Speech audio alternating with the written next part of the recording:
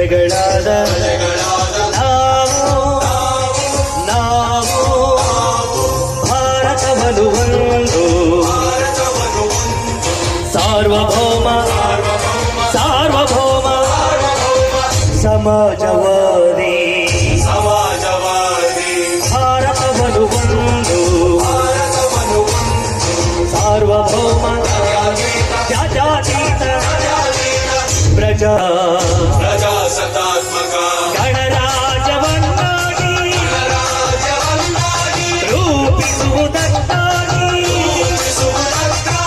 ಭಾರತೀಯರೆಲ್ಲರಿಗೂ ಸಾಮಾಜಿಕ ಆರ್ಥಿಕ ಮತ್ತು ರಾಜಕೀಯ ನ್ಯಾಯವನ್ನು ವಿಚಾರ ಅಭಿವ್ಯಕ್ತಿ ನಂಬಿಕೆ ಧರ್ಮ ಮತ್ತು ಉಪಾಸನೆಯ ಸ್ವಾತಂತ್ರ್ಯವನ್ನು ಸ್ಥಾನಮಾನ ಮತ್ತು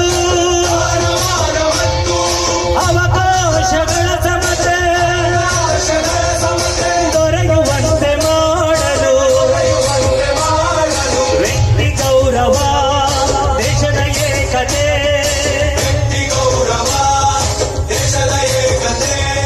ಸಮಗ್ರತೆಗಾಗಿ ಎಲ್ಲರಲ್ಲಿ ಭ್ರಾತೃತ್ವ ಭಾವವನ್ನು ಮೂಡಿಸುವುದಕ್ಕಾಗಿ ದೃಢ ಸಂಕಲ್ಪ ಮಾಡಿ ನಮ್ಮ ಸಂವಿಧಾನ ಸಭೆಯಲ್ಲಿ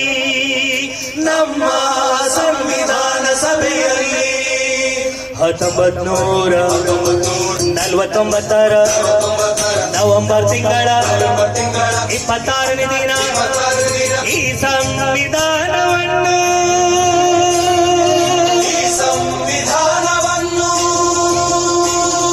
ನಮಗೆ ನಾವೇ ಅರ್ಪಿಸಿಕೊಂಡು